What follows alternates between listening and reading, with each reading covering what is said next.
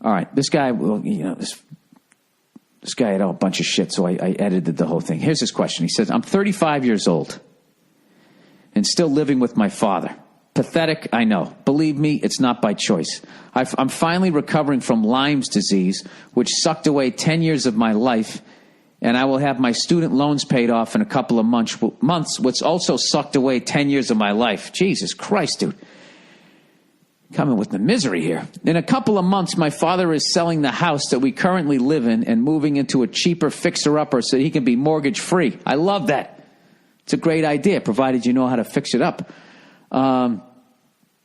Speaking of which, I got all the last 2 interior door locks are going to work. I got a skeleton key for all of them. I'm so ridiculously excited, and for the life of me, I can't find anyone else who gives a shit. I've had people over the house, and I go, look at this. Isn't this great? And they're like, yeah. Why would you want to lock doors in your house? You know who loved it? My mother-in-law. She came over, and she freaked. She was just like, oh, my God. She goes, that is so cool. She totally got it. And that made it worth it right there. So anyways, let me continue on.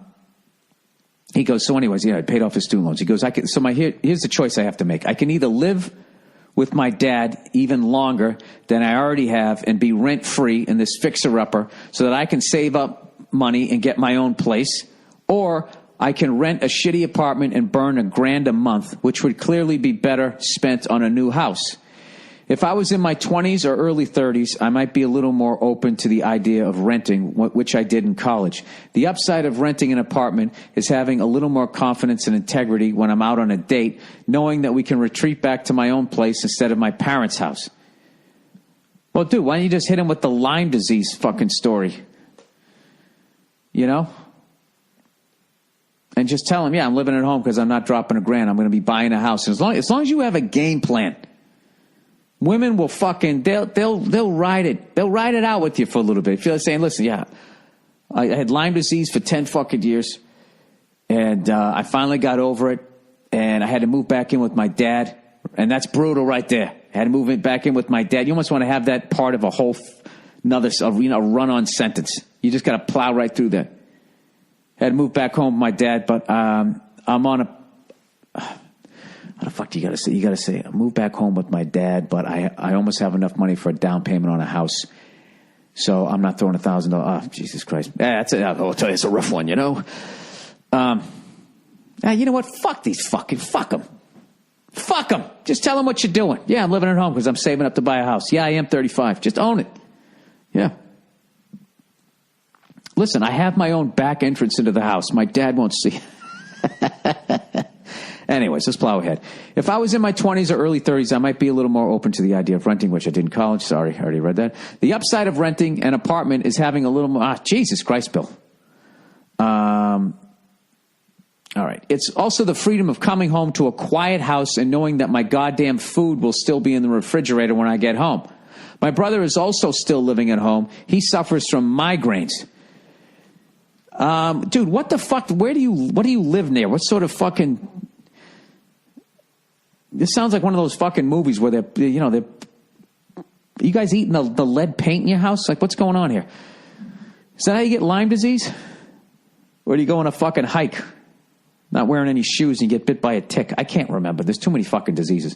Anyways, he goes, so should I get on with my life and start pissing money away on rent, or should I stick it out a little longer and continue to live with father so I can get my own fixer-upper? Love the podcast. Thanks, and go fuck yourself in the A with a D. JK. All right. I would, look, if you just have to stick it out a little longer, who gives a fuck at this point? You already did 10 years. You know, if you can get yourself in a situation where you can actually own the place where you're living, well, no, I shouldn't say that. You're basically, you instead of having a landlord, the bank's your landlord. You have a mortgage. Hey, people say, do you rent or do you own? I own a house. We bought a house. Oh, yeah? Outright? No, we're making mortgage payments. All right, then you don't own it. Somebody owns you. Right? That's what happened. You used to be in a situation where somebody owned you month to month. But at any point, you could just take off. You could leave the plantation. Okay? Now you just signed up for 30 years with somebody fucking putting it in you every fucking month. So what I would say is I would stick it out a little bit longer with my dad, and I would buy a house where, you know, it's not one of those deals where you can just make the mortgage payment. You got to get into a situation where not only you're making the mortgage payment, but you can throw something at the principal. You know? You got to beat the fuck out of that, and you got to beat the fuck out of it quick because they front-end load all the interest, which to this day, I don't know why it's legal. Oh, yeah, that's right. That's right. The president only makes $400,000 a year. That's right. That's right. Yeah. And bankers go out and have like $400,000 fucking, you know, I wouldn't even say Christmas parties. I mean, that's what they probably play the outfield to come and play their daughter's 16th birthday. There's no way they pay them $400,000. Green Day. You could get Green Day for $400,000, right? Play a half hour in your backyard. That's a trio. It's $133,000 each. $134 for the lead singer because he's playing all the guitar parts and singing. All right? I'm going to do a startup. I want Green Day to play my 48th birthday.